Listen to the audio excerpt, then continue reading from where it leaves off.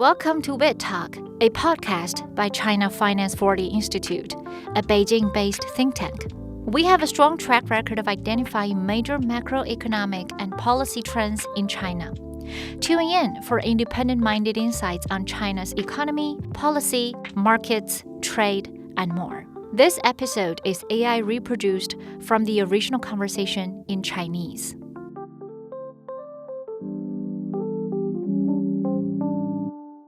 Hello everyone, I'm Zhu He. Today, we are thrilled to welcome Dr. Guo Kai, Executive President of the CF40 Institute, to our show.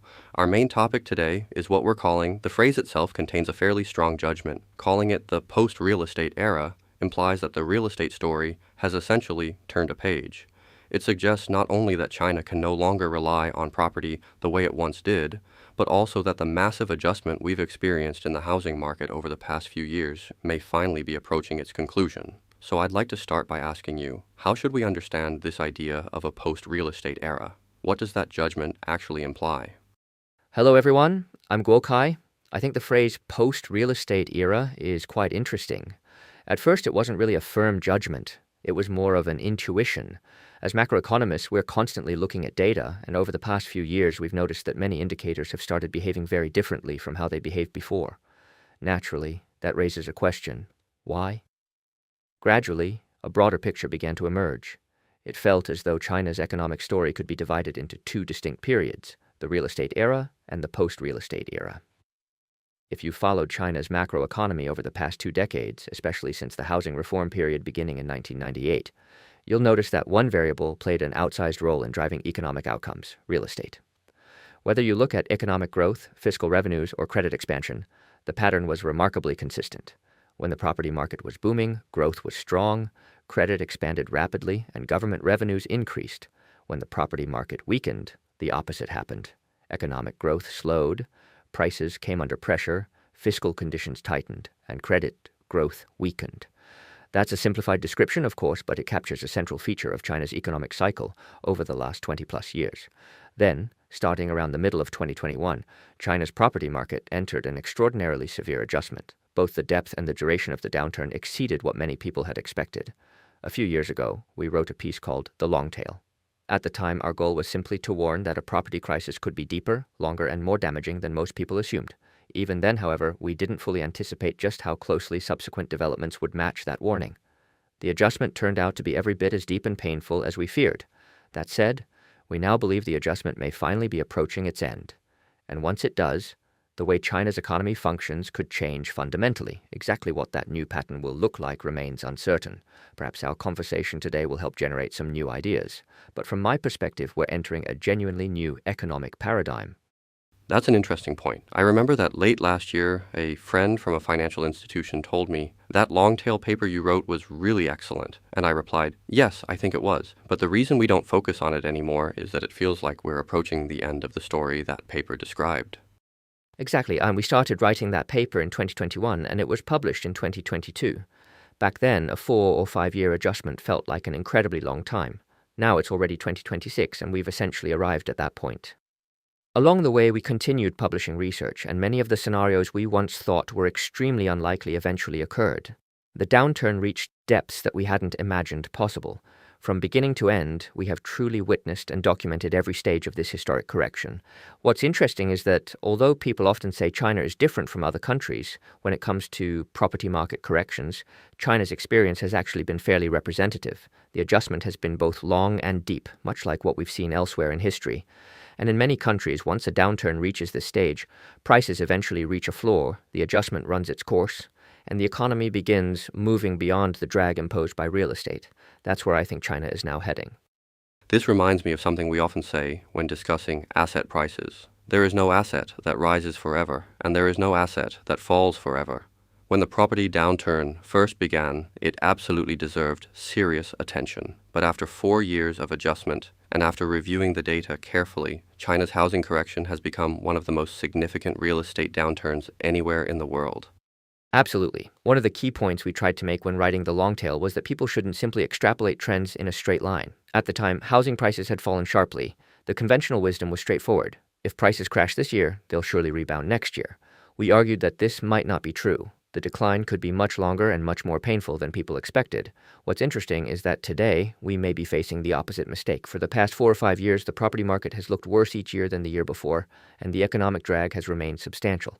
As a result, many people now assume that the deterioration will simply continue. We don't think that's right. In fact, we see a major shift underway across a wide range of indicators, and we've discussed this before on this podcast. We believe the turning point has already arrived. The largest negative effects from the property cycle are likely behind us. That's an important judgment, and admittedly a controversial one, but we're hoping we're right again this time. Since we're talking about the post-real estate era, it makes sense to begin with real estate itself. I remember when we worked together on the report about the shadow banking characteristics of China's property sector. One thing that stood out in the data was just how unusual China's housing market looked compared with those of other countries. Property developers were operating with extremely high leverage. At the same time, a small number of top-tier housing markets dominated the entire country. The structure looked less like a traditional housing market and more like a financial market. That observation became the starting point for our research. So how do you think about the future? What will a more normal and perhaps more sustainable Chinese housing market look like? Looking back, there are probably many lessons to learn from China's real estate experience, but one of the most important is exactly what you just mentioned. Chinese property developers were fundamentally different from property developers elsewhere. On the surface, they looked like construction companies. In reality, many of them functioned more like shadow banks. They operated with extremely high leverage. They engaged in maturity transformation and liquidity transformation. Aside from lacking a banking license, they performed many of the same functions that banks perform. Their balance sheets became enormous. At their peak, the combined balance sheet of Chinese developers was roughly 100 trillion yuan. To put that in perspective, that represented an astonishing share of China's overall financial system. This was an unusual and inherently risky business model. Given that structure, it's not surprising in hindsight that so many risks eventually surfaced. The warning signs were there from the beginning. Looking ahead, I think there are several implications. First, we cannot return to a system in which property developers effectively operate as shadow banks. That's simply too dangerous. Property development and financing need to be separated. The financial function should be distinct from the development function. If that happens, we're unlikely to see the emergence of giant developers expanding at breakneck speed the way they once did. Instead, property markets will become much more local. Capital requirements for developers will likely be higher. Their ability to borrow heavily will be more constrained. As leverage declines, the size of individual developers will naturally be limited. Take Evergrande as the most obvious example. Its enormous scale was only possible because it could operate with extreme leverage. A relatively small amount of equity allowed it to undertake a vast number of projects simultaneously. That was fundamentally a leverage story. If leverage is constrained, developers simply cannot grow to that scale. As a result, I expect the future housing market to consist of many smaller, more localized developers, rather than a handful of national giants. The second point is that the era of rapid large-scale construction is behind us. To be frank, many of the homes built during that period weren't particularly good, so when people today talk about high-quality development, I think that's exactly the direction the housing market is heading. In the future, the volume of new construction may not be as large as it once was, but the quality of housing will be significantly better. Ultimately, housing needs to meet people's demands for a better living environment and an upgraded lifestyle, and I believe that demand remains very strong. If you live in a city like Beijing, you can feel that demand quite clearly. There's another point that may not be obvious yet, but could become more apparent in the future. Right now, China's property sector is operating in an extremely compressed state. Over time, it will likely recover toward a more normal equilibrium. And by normal, I mean that property investment itself could eventually rebound from today's unusually depressed levels. At the same time, housing development will become increasingly concentrated in places where people are actually moving, rather than being spread evenly across the country as it was in the past. In other words, when we think about the future, two trends seem fairly clear. First, housing construction needs to follow people. The places where people genuinely want to live often didn't build enough housing in the past, especially the major first-tier cities. Second, even in those cities, much of the housing stock isn't particularly impressive. Whether we're talking about living conditions, floor plans, or overall design, many of these units wouldn't qualify as what people today would consider a truly good home. So when we think about the future of the housing market, there's an inherent tension. On the one hand, supply hasn't actually been sufficient in many of the places where demand is strongest. On the other hand, future demand, both from people upgrading their living conditions and from continued population inflows, will likely reshape China's housing market in a very different way. Exactly, and the market will also become much more complex. In the past, the model was fairly straightforward: expand everywhere. Cities grew outward, new development spread across the country, and virtually every city was expanding at the same time. The future could look very different. For many third and fourth tier cities, the challenge may actually be demolishing buildings rather than constructing them. Their focus may be dealing with excess housing inventory accumulated over many years. Meanwhile, first tier cities may face an entirely different challenge: urban renewal. Yes, China has built a tremendous amount of housing, but as you mentioned, much of it isn't particularly high quality. The layouts aren't ideal. Many units no longer match what people expect from modern living, yet those buildings already exist. Going forward, there are essentially two choices. One option is to keep expanding farther and farther into the suburbs. I'm not sure that's the best approach. The other option is to upgrade the housing stock we already have, to renovate it, improve its quality, redevelop it, or in some cases even replace it altogether. That would represent a very different development model from the one we've followed in the past. That said, from a macro perspective, the total size of the market could still be enormous. Many Chinese cities, especially first-tier cities and some of the stronger second-tier cities, are not actually oversupplied with housing. In fact, there simply aren't enough quality homes to accommodate both existing residents and new arrivals. Those cities still need a large amount of good housing, so in that sense, the long-term development potential remains substantial. Which suggests that we'll probably see the emergence of a new generation of developers. These won't necessarily be developers that excel at scaling up rapidly. Instead, they'll be companies that specialize in craftsmanship and execution. Their competitive advantage will come from product design, construction quality, and supply chain management. I'm not sure if this is exactly the right comparison, but they may end up looking less like traditional property developers and more like companies in advanced manufacturing or high-end services. I actually think the better comparison is high-end services.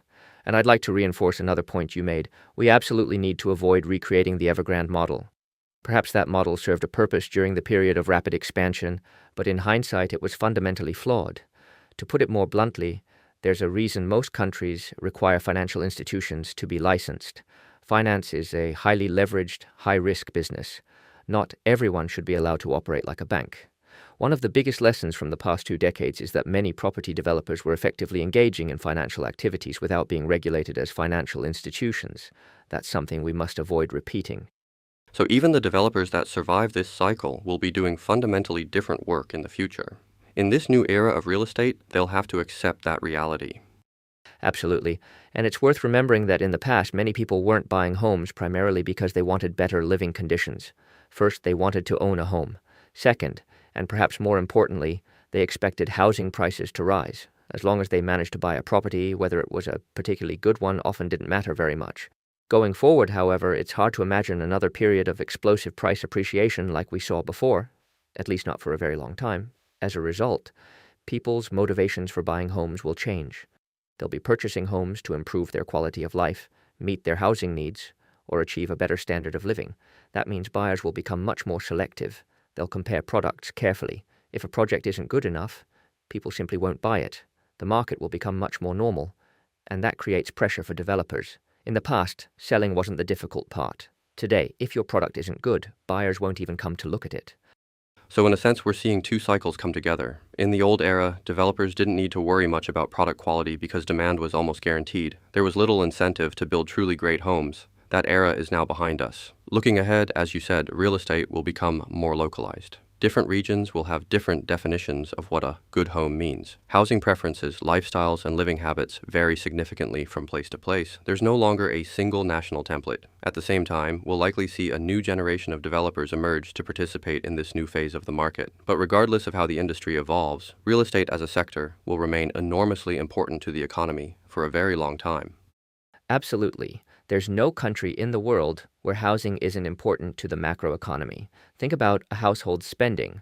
Housing is usually the single largest expense. If housing is the largest expenditure for individual families, then housing consumption will naturally account for a significant share of total consumption in any economy. That's true everywhere. The problem in China wasn't that real estate was important. The problem was that it became too important. Economic growth, government finances, and credit creation all became excessively dependent on the property cycle. What we're moving toward now is something much more normal.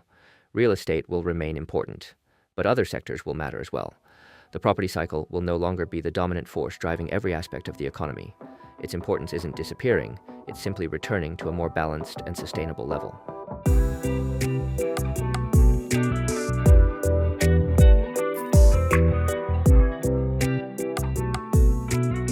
One widely shared view is that China's economic cycles over the past 20 years were, in large part, real estate cycles. That's how we got here. But it's clearly not how we're going to move forward. As the property sector entered its downturn, we saw more and more resources flowing into manufacturing. Last year, we published a report called The Original Question Behind That Research was actually quite simple. How far can manufacturing take us?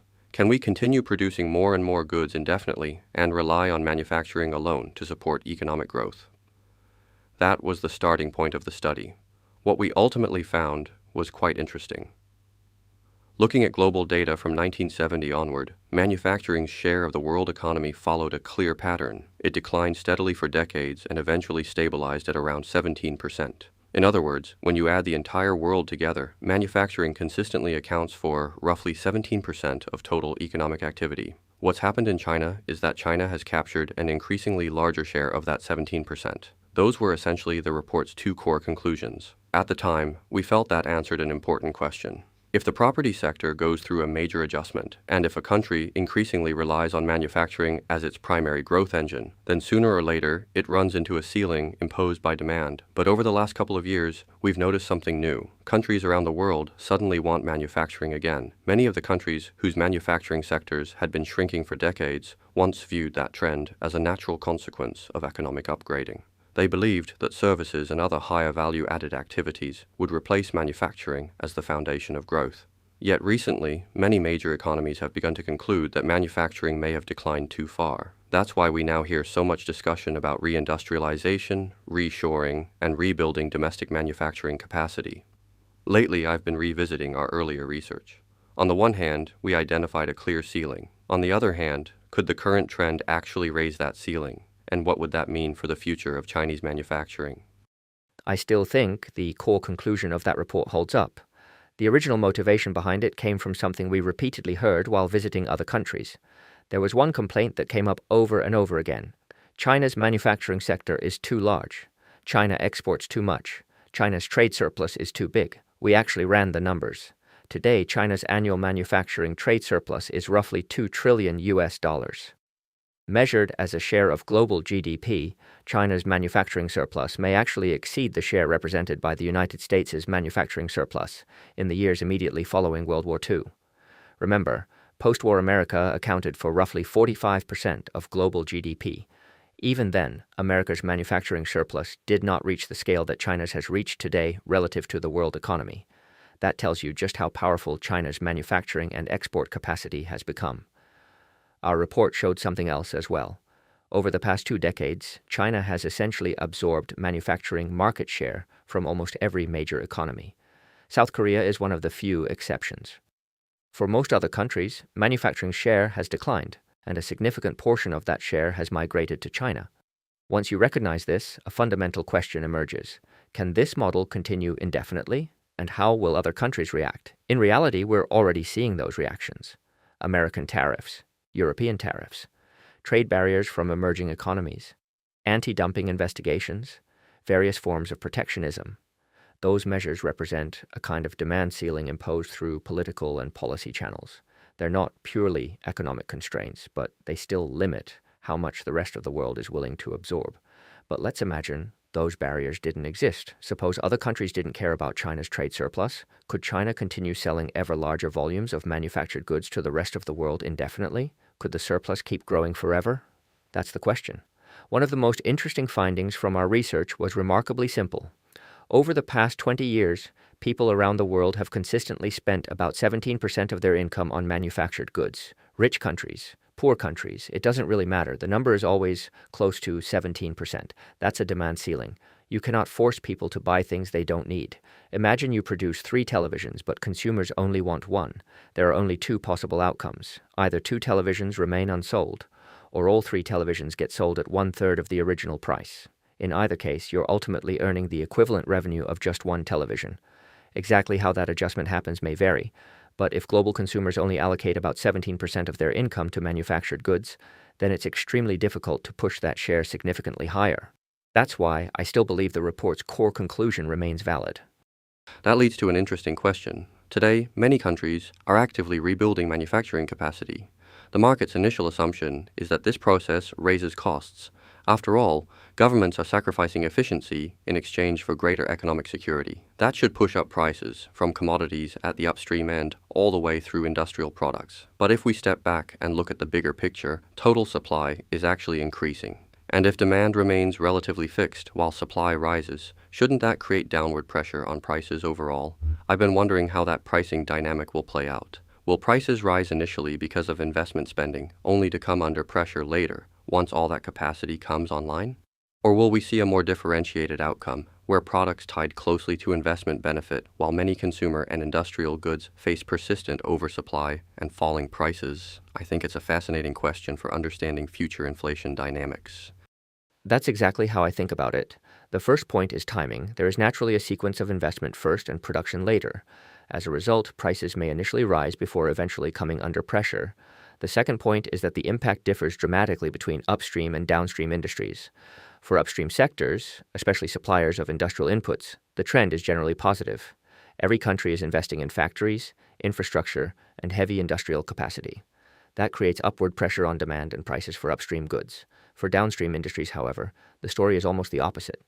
Once all this new capacity is built, the world is likely to end up with excess production capacity, and excess capacity creates downward pressure on prices. In fact, the strongest effects may be felt by Chinese producers. Historically, much of the world's manufacturing demand was supplied by Chinese exports. Now many countries are saying, we don't want to rely so heavily on imports from China anymore. As a result, part of China's existing capacity will inevitably come under pressure. That could lead to widening price differences, not only between upstream and downstream products, but also between countries. The same product might be extremely cheap in China because capacity is abundant. Meanwhile, other countries may choose to produce it domestically using less efficient and more expensive methods. Their prices remain relatively high. The gap between those two price levels is often maintained through tariffs and other forms of protection. So whether prices rise or fall depends on where you sit in the supply chain and which country you're talking about. When you put it that way, the logic almost forms a complete loop. Countries impose tariffs. Then they encourage manufacturing reshoring. The resulting price gap makes domestic production economically viable. Viewed from that perspective, the original logic behind Trump's approach doesn't seem entirely irrational. It's both right and wrong. If your goal is to bring manufacturing back to the United States, then manufacturing has to become profitable in the United States. If you leave everything entirely to market forces, that's often difficult. So policymakers try to artificially create that profitability. Tariffs are one way to do it. Where I think the logic breaks down is in the details. First, if you want this strategy to work, tariffs need to apply broadly, not just to China. Targeting China alone doesn't accomplish much. We've written extensively about this. There are countless intermediary economies through which goods can move before ultimately reaching the United States. If tariffs only target China, supply chains simply adjust. Second, tariffs have to be high enough. A modest tariff often isn't sufficient to make domestic production competitive. And if you look at the outcomes so far, the results haven't really matched the objectives. U.S. imports haven't fallen meaningfully, manufacturing hasn't returned on a large scale, and the trade deficit hasn't narrowed significantly. That suggests the policy, at least in its current form, hasn't achieved what it set out to accomplish. And perhaps there's a third requirement, enforcement. If domestic prices become significantly higher than foreign prices, enormous arbitrage opportunities emerge. We've even seen stories about eggs being smuggled from Mexico into the United States when price gaps became large enough. If people are willing to smuggle eggs, imagine the incentives for industrial products. Once those price differentials become substantial, ordinary enforcement measures may struggle to eliminate the profit opportunity. Exactly. That's why reindustrialization is such a difficult project. In many ways, it's pushing against powerful market forces, and that's never easy. Which brings us back to China. Manufacturing will obviously remain extremely important, but it shouldn't be viewed as the only engine capable of driving growth after the real estate era. That's probably one of the most important lessons here.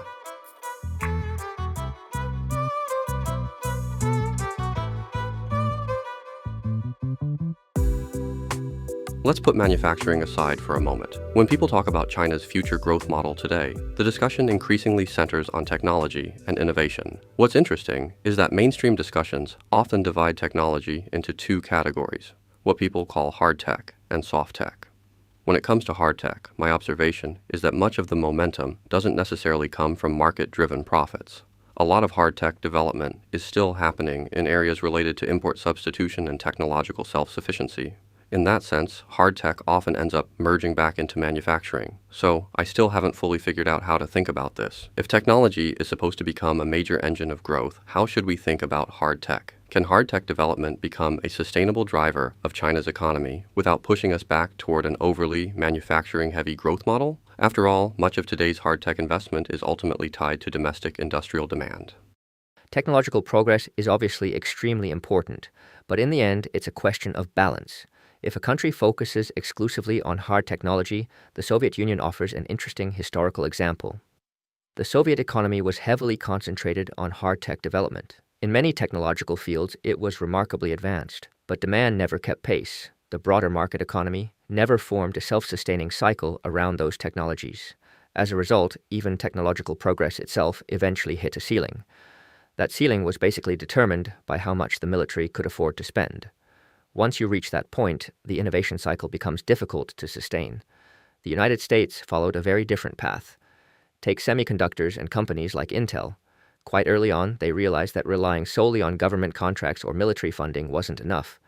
Without genuine market demand, the cycle couldn't sustain itself. So they began selling products to civilian markets. A large commercial market generated large returns. Those returns funded further innovation. And eventually, a virtuous cycle emerged. That's where much of America's technological success came from. If we apply that lesson to China, the conclusion isn't that we shouldn't pursue hard technology. Of course we should. And from a national security perspective, technological self-reliance in critical areas is obviously important. But there is still a question of balance. If the objective becomes simply acquiring technologies, regardless of whether they generate commercial returns or whether a viable market exists, then the cycle becomes problematic. If you completely ignore the commercial logic behind innovation, eventually the system struggles to sustain itself. Viewed from that angle, it's easier to understand why Jensen Huang keeps raising concerns about export controls. If the United States completely restricts exports of NVIDIA's most advanced chips to China, then an enormous market effectively becomes inaccessible. That's a huge source of demand disappearing. Of course, NVIDIA may continue maintaining a technological lead for some time, but from Huang's perspective, the concern seems straightforward. If a market as large as China gradually disappears, can NVIDIA innovate faster and better, relying only on demand from the United States and other markets? Or would it be stronger if it also had access to Chinese demand? His argument is essentially that access to the Chinese market allows innovation to happen faster and at a higher level. Exactly. If you look at the history of major technological revolutions, commercial success has always been the key driver behind continued technological advancement. Governments, no matter how wealthy, have limited resources. They have many competing priorities. A technology only becomes truly transformative when millions of people are willing to buy it. That's when the financial cycle becomes large enough to sustain rapid innovation. This brings us to what many people now mean when they talk about soft technology. In reality, they're usually talking about one thing: AI. And if we look back, the rise of AI was, in some ways, surprisingly unexpected. Nobody really planned it through industrial policy. Nobody heavily subsidized it into existence. For a long time, the AI industry didn't seem particularly dependent on the traditional forms of financial resource allocation we often discuss. At least during its early stages, it wasn't heavily reliant on bank lending or other conventional sources of capital. In fact, some companies barely raised equity capital at all until quite recently. So AI raises a couple of interesting questions. Suppose we know that AI is likely to become one of the defining industries of the future. How exactly should financial markets participate? Right now, it sometimes feels as though markets simply reprice AI-related companies repeatedly in the secondary market and watch their valuations rise. Meanwhile, demand seems to be the real driver. We keep waiting for demand to expand. At the same time, reality presents another puzzle. Chinese companies use Chinese models. American companies use American models. There may be deep structural reasons behind this, but the reality is increasingly clear. So how should we think about the global AI market? Will AI leadership depend primarily on how well each country develops its own domestic ecosystem? Or could a country that remains more open to global markets ultimately benefit more from worldwide demand and therefore gain a stronger competitive position? I still find this question somewhat unresolved. First of all, I think financial resources remain extremely important for AI. Just look at OpenAI. Whose money is it spending? Or consider companies like Google. Many of today's AI leaders were originally supported by financial capital, grew into successful businesses, generated large cash flows, and then reinvested those resources into AI. So I wouldn't say finance plays no role. In fact, many of the people leading this industry originally came from financial or investment backgrounds. Another point is that creating an original breakthrough technology may not require enormous amounts of capital, but turning that technology into a general purpose technology used throughout society absolutely does. Once AI moves beyond invention and into large-scale deployment, it becomes an infrastructure story. Now we're talking about data centers, power grids, semiconductor hardware, massive computing capacity. All of these require huge amounts of investment. At this stage, financing becomes essential. Perhaps the financing comes more from equity than from traditional bank loans, but regardless of the form, large-scale capital is indispensable. Without it, the entire process simply can't scale. When I think about the global AI landscape, I find myself considering two possibilities, and interestingly, they may contradict one another. The first possibility is that AI becomes a winner-take-most market. Perhaps not literally one winner, but a small number of dominant companies. The firms with the best models and the strongest intelligence capabilities could end up capturing most of the market. The more users they attract, the stronger they become. The stronger they become, the more users they attract. Eventually, a handful of companies could occupy highly dominant positions. If those companies operate globally, rather than within a single country, they would naturally enjoy a major advantage. That's one possible future. The second possibility came from a conversation with my son. He told me, in the future, there will be two kinds of AI, Apple AI and Xiaomi AI. What did he mean? Apple AI would represent premium AI, high-end, sophisticated, capable of performing the most advanced tasks. It would be expensive and highly profitable. But the reality is that most people don't need the absolute best model for every task. For many applications, what users really need is affordable, reliable AI that's widely accessible. That's what he called Xiaomi AI. Not because Xiaomi is inferior, it's just a useful analogy. In that world, there would be a premium segment and a mass market segment. If the first scenario dominates, the current advantage probably favors American companies. They're ahead today, and many countries are more likely to adopt American AI systems. That gives them a natural head start. But if the second scenario emerges, the outcome could be very different. Think about smartphones. Many people around the world use Apple phones, but the majority of smartphones globally are produced by Chinese companies, whether it's Xiaomi, Huawei, Transsion, or others. If AI evolves similarly, then perhaps the future won't belong exclusively to one side. Instead, China and the United States may end up occupying different layers of the market. Personally, I don't know which outcome will dominate, but right now, I think both possibilities remain very much alive. And if I had to guess, I'd lean toward the second scenario, the layered market, the Apple AI versus Xiaomi AI model, though I certainly can't be sure. I actually agree that the second scenario feels somewhat more likely. If we think of AI as a product, whether a good or a service, products usually don't become highly differentiated at the very beginning. Initially, everyone uses roughly the same thing. That's basically where we are today with general-purpose language models. But as adoption expands and AI becomes deeply integrated into people's daily lives, user needs inevitably diverge. And once those needs diverge, markets naturally segment. Even something as basic as rice has premium and mass market versions. In China, premium Wuchang rice sells at a much higher price than ordinary rice. That differentiation allows multiple markets to coexist. Exactly. And I'd like to add one more thought. Princeton economist Jeffrey Ding has written extensively about the competition between China and the United States in technology. One of his key observations is that technological development often unfolds in two stages. The first is 0 to 1 innovation. The second is 1 to 1,000 innovation. The original breakthrough, the 0 to 1 stage, is extraordinarily important. In AI, one obvious example is Google's landmark 2017 Transformer paper. Without that breakthrough, much of what we're seeing today might never have happened. The foundational innovation emerged in the United States. That matters tremendously. What Jeffrey Ding argues is that technological progress doesn't stop at invention. Creating the original breakthrough is one capability. Spreading that breakthrough throughout society is a completely different capability. The first stage, 0 to 1 innovation, is about creating something fundamentally new. The second stage, 1 to 1,000 innovation, is about scaling it, commercializing it, and embedding it into everyday life. Those are very different skill sets. The second stage may not require the most original scientific breakthroughs, but it does require exceptional execution. It requires the ability to operate at scale. it requires massive capital investment. And in the case of AI, it also requires enormous amounts of electricity and computing infrastructure. At that point, the challenge becomes less about pure science and more about engineering and industrial organization. And if you think about it from that perspective, China becomes very strong. That's why I think the future may end up looking more like the layered model we discussed earlier. The United States may stay one step ahead in frontier innovation, but only one step. Only one step. Exactly, only one step. The more important question is who can deploy these technologies across society most effectively? Who can bring them into everyday life? Who can integrate them into businesses, institutions, and industries? That's much harder to predict. And I want to add another point. Whether AI becomes widely adopted also depends on how willing a society is to accept change. In that respect, I'm actually somewhat more optimistic about China. China has been changing rapidly for decades. Chinese people have become accustomed to constant change. American society is also relatively adaptable. Europe, however, is often more rigid. Its institutions tend to be more rigid. Its social structures tend to be more rigid. So if the challenge is moving from 1 to 1,000, part of it is engineering capability, which China has. But another part is social adaptability. And in that respect, China is also quite strong. The United States is fairly strong as well. Europe may move more slowly. So when I think about China's position, I'm reasonably confident. China is clearly in the first tier, and I believe it has a strong chance of remaining very close to the leading edge.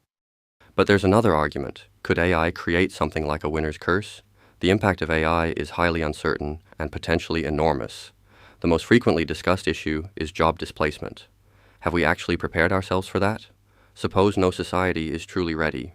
In that case, could moving more slowly actually be an advantage? Could countries that resist adoption experience less disruption and maintain greater social stability? Honestly, I haven't fully figured out how to think about this. Here's how I think about it. I often ask myself a simple question. Imagine one day cars started falling from the sky. No one has to manufacture them. No one has to buy them. Cars simply fall from the sky for free. Would that be good or bad for China? Would it be good or bad for humanity? At first glance, it sounds disastrous. Millions of auto workers lose their jobs. Parts suppliers lose their jobs. Mechanics lose their jobs. Entire industries disappear. That sounds like a catastrophic economic shock. But then you think about it more carefully. It also sounds absurd to call it a bad thing. People used to spend enormous amounts of money buying cars. Now cars are essentially free.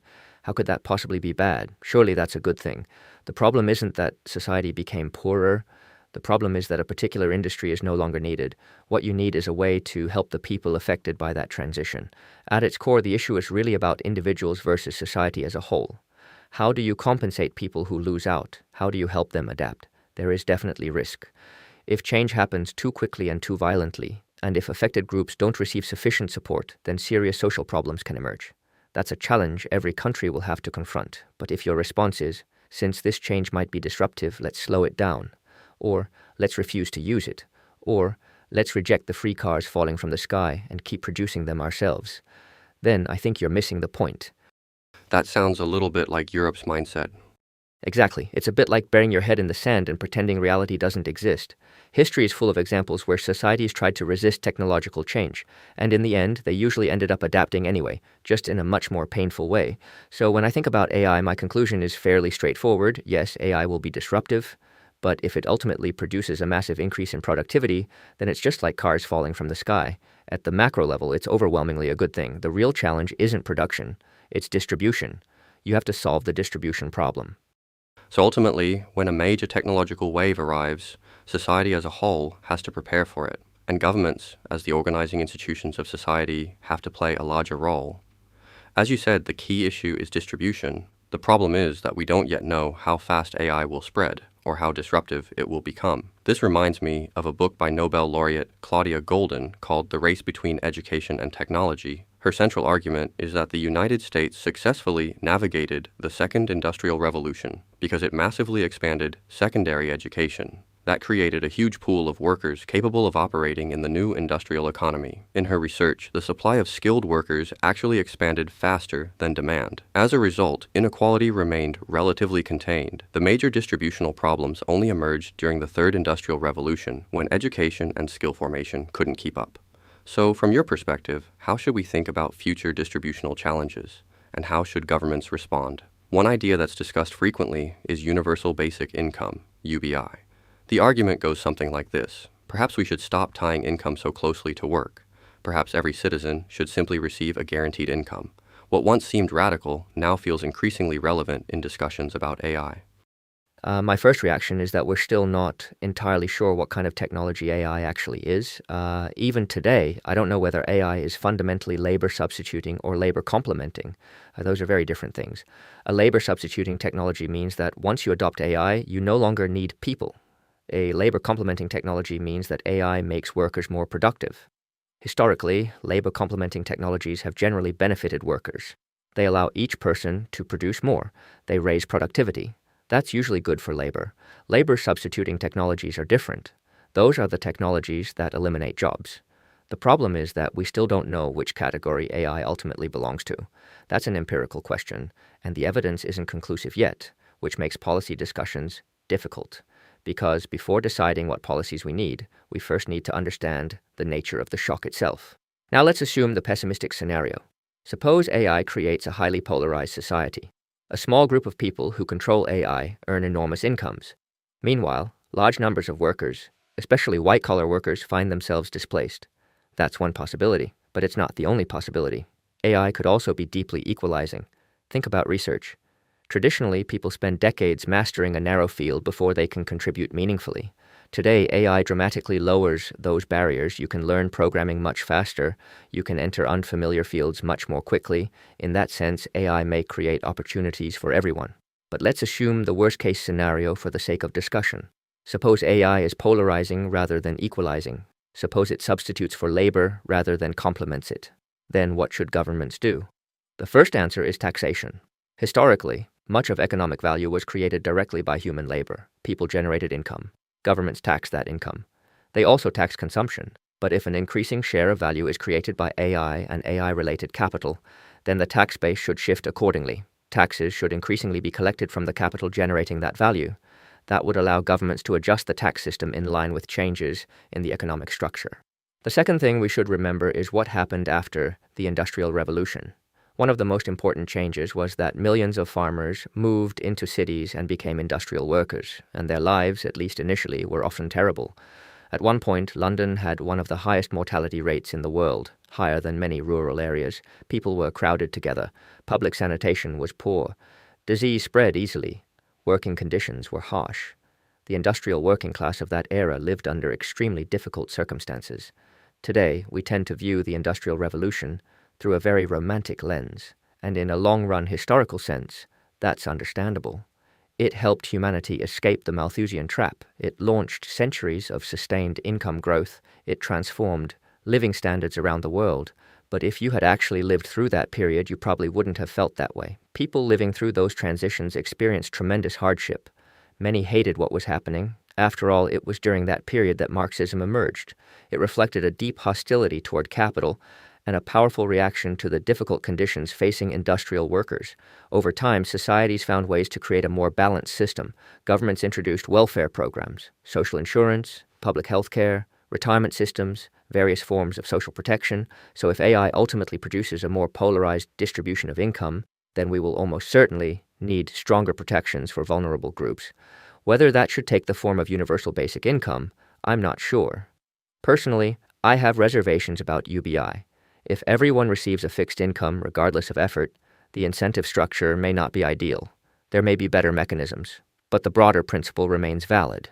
If AI generates enormous wealth, then society needs mechanisms to provide greater security for people whose economic position becomes more fragile. And funding that support through taxes on AI-related capital and AI-generated wealth strikes me as a fairly natural solution.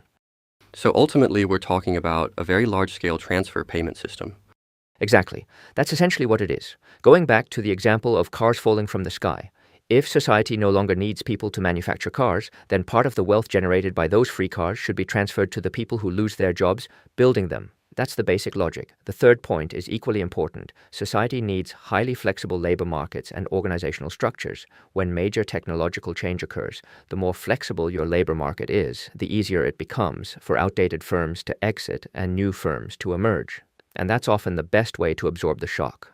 The worst-case scenario is when companies and occupations that are no longer suited to the new era continue surviving indefinitely. They've already been surpassed by AI. They've already lost their economic rationale. but they refuse to disappear. That's when adjustment becomes extremely difficult.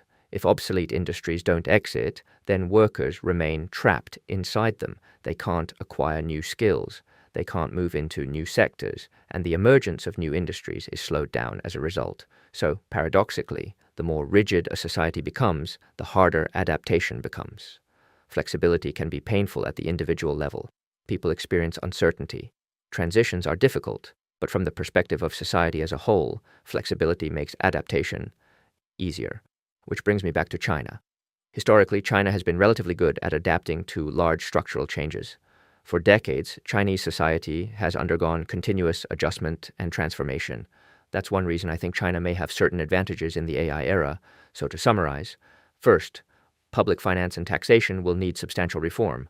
Second, we need effective mechanisms to compensate and support those negatively affected by technological change.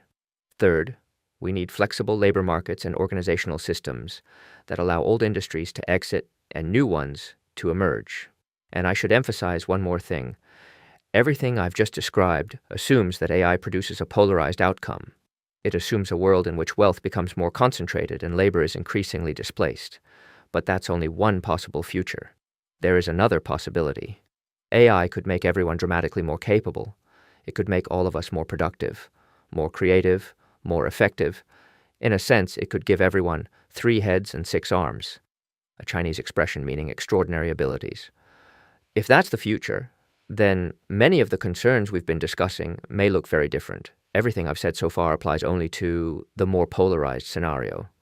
It's interesting. As we've talked through all of this, we've actually arrived somewhere very different from where I expected. People may have forgotten the title of today's episode, China's Economy in the Post-Real Estate Era. Yet after all this discussion, it feels as though China has entered a fascinating new phase. We spent 4 difficult years working through the consequences of the property downturn, and then suddenly we found ourselves entering the AI era. That's not what most people expected. Without AI, the conventional expectation would have been fairly straightforward. China would gradually transition away from excessive dependence on real estate. Manufacturing would remain important but not become overwhelmingly dominant. The service sector would continue expanding, and China's development path would increasingly resemble that of other advanced economies. But AI changed the picture, because AI isn't just affecting China, it's affecting every country simultaneously. In a sense, it's creating a new starting line for everyone. So perhaps the real question isn't, how should China transform in the post-real estate era? The real question is, how should China position itself during this massive wave of AI-driven change? Or to put it another way, over the past 3 or 4 years, we've been so focused on the economic pressures created by the property downturn that we've paid insufficient attention to deeper structural changes taking place underneath the surface. If you're a macroeconomist, it's easy to understand why. For years, the dominant question was always, when will the housing adjustment finally end? Everything revolved around that issue. There was very little time or attention left to examine the profound transformations already happening beneath the surface of the economy. Now that the property story is largely behind us, we can finally step back and notice how much has changed. There's a Chinese phrase I often think of. The light boat has already passed through 10,000 mountains. By the time you finish struggling through one challenge, the world around you has already transformed. Entire industries, entire technologies, entire economic structures. They've changed dramatically while we were focused elsewhere. Those changes existed before. We simply weren't paying enough attention. Today, they've become the dominant force. That's why I say AI is macroeconomics. If someone had said that a year ago, it might have sounded exaggerated. At the time, the property downturn was still the defining macroeconomic issue. But now the housing adjustment has largely run its course, while AI has become increasingly important. So today, I think the statement is correct. Before the post-real estate era, real estate was macroeconomics. Now, in the post-real estate era, AI is macroeconomics. That brings us to our final question. We've spent a lot of time discussing AI and macroeconomics. But for ordinary individuals, what should we actually do? How should we think about this new era? What kind of mindset should we adopt? And what actions should we take? I think the most important things are openness and the ability to learn. Nothing matters more than that. I remember when ChatGPT first became popular, I saw everyone around me using it, and I felt anxious because I didn't really know how. So I asked my son to help me install it. He looked at me and said, "Why do you need me to teach you? Just ask ChatGPT to teach you." That's both the beauty and the challenge of AI. If you don't know something, you can ask it. AI may replace certain kinds of work. It may force you to learn new skills. but at the same time it dramatically lowers the cost of learning. Knowledge has become far more accessible, so if you're open-minded, willing to learn and maintain at least a little sense of urgency, you're unlikely to fall completely behind. Many people also ask about investing and asset allocation. Most traditional investment principles still apply. Diversification still matters. Risk management still matters. But if we truly believe we're living through a major paradigm shift, from the industries of the past to the industries of the future, then there is an important implication. In the real estate era, the best performing asset was real estate.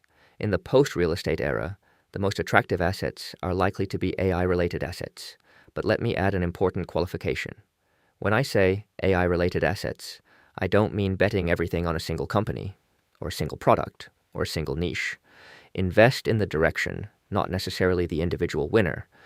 When the American automobile industry emerged, more than 100 automobile companies existed. In the end, only a handful survived. If you put all your eggs in one basket, you can easily end up on the wrong side of history. If you don't feel confident selecting specific assets yourself, professional managers can help, but the broader direction seems increasingly clear. Finally, for businesses and institutions, the biggest challenge may not be the technology itself. The real challenge is whether organizations can fully take advantage of what AI makes possible. That requires more than technological adoption. It requires a change in mindset, and often a change in organizational structure. That's much harder than people think. Just look at the automotive industry. Many traditional automakers struggled to build competitive electric vehicles, not because they lacked engineers, but because building electric vehicles requires a different logic, different teams, different processes, different organizational structures. AI is similar. Successfully using AI isn't just about buying new software. It's about rethinking how organizations operate, and that's not easy. Wonderful. Thank you, Professor Guo, for sharing your insights with us today. I think hearing your perspective helps ease some of the anxiety many people feel about the future. We've covered a wide range of topics, from real estate and manufacturing to AI, innovation, employment, and investing. Hopefully today's conversation has given our listeners a few new ways to think about these changes. That brings us to the end of today's podcast. Thank you, Professor Guo, and thank you to everyone listening. See you next time.